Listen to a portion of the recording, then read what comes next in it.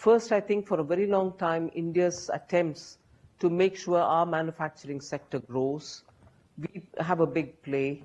We also don't import final consumer goods, which we are capable of manufacturing.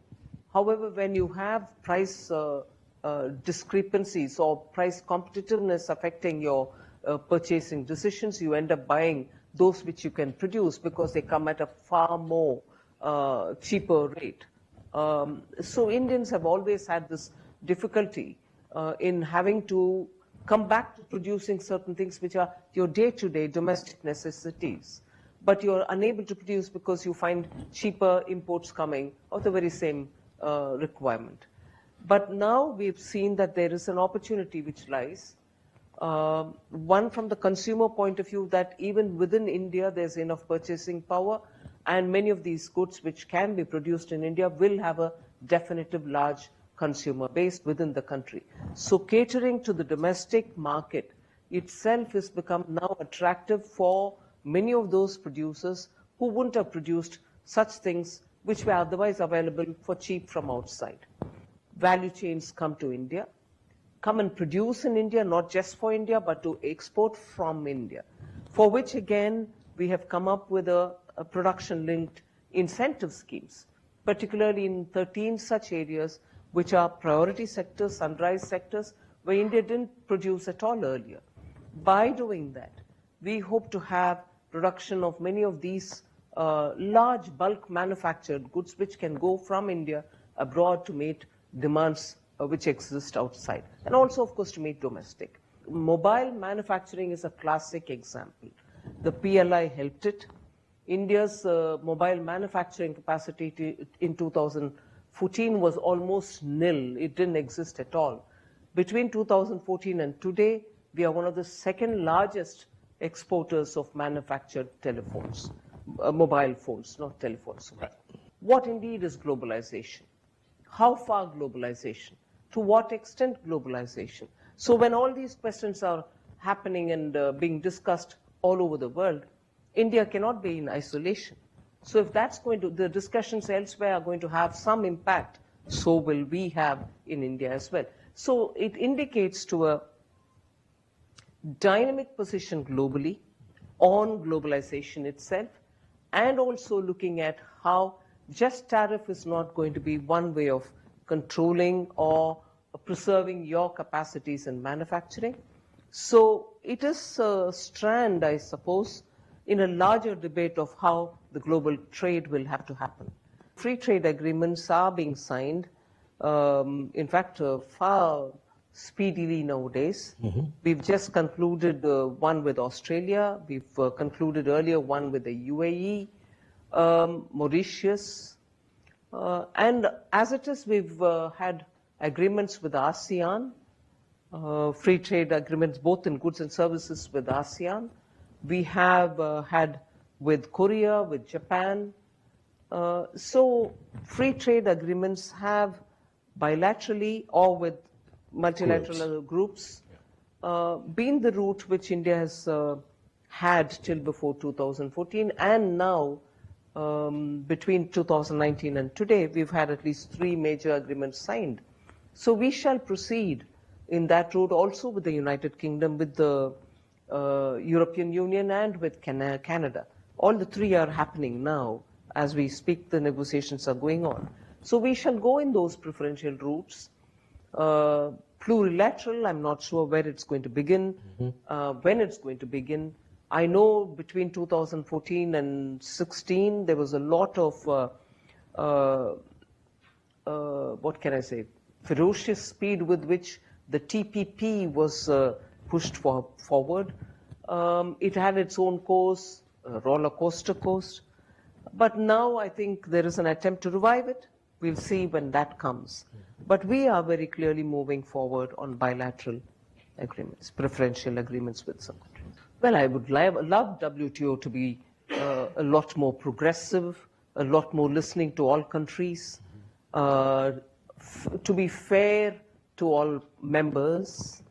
I've fortunately or unfortunately spent some time with the WTO in my capacity as a Commerce Minister of India between 2014 and 17. No, it has to give more space to hear voices of countries which have something different to say. And not just hear, but also somewhat heed. Because today's message for the WTO should be to have greater openness.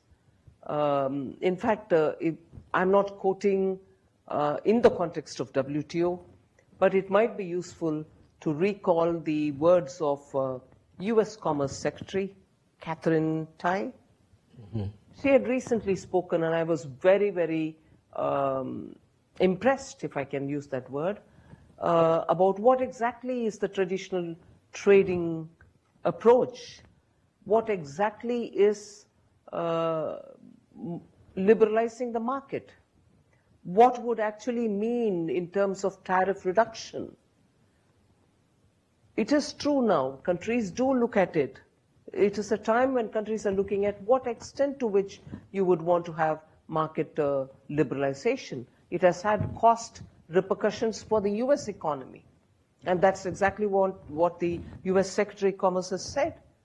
And if that's something which the United States Commerce Secretary feels, I felt the same in 14 and 15. Probably my articulation was never getting a space in global media.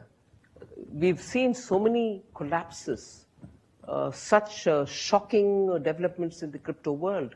Even that requires the G20 to give its time. We are pressing with some kind of a proposal. The IMF is giving a paper, the FSB is giving a paper.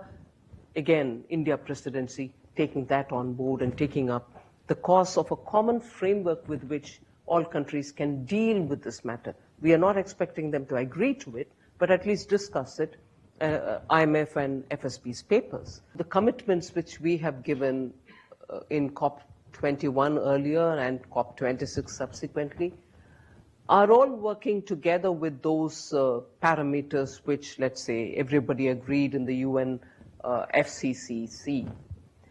And so all of us will walk the path the way we have nationally determined commitments that has been given. And I'm happy to say that India somehow fulfilled its COP21 commitments given in Paris, largely out of its own funds.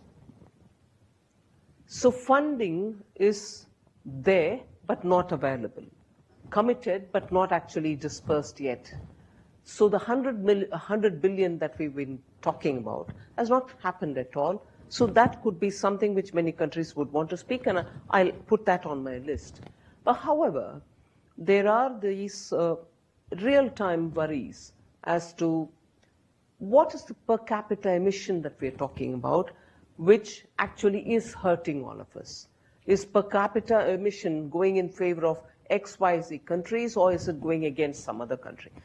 Isn't there some kind of an element of justice which is inbuilt when you're talking about per capita emission?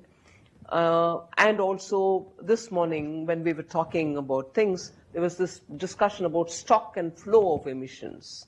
So there are even today very learned view on what exactly is emission and how much is happening from where. And is it got to be only today's, or is it got to be from the time Industrial Revolution 1.0 happened? Those investors who are coming to India, and they've been coming, and as somebody who's interested in receiving investments, I would only say, come have a look at what's happening in India, rather than listen to perceptions being built by people who have not even visited on the ground and who produce reports.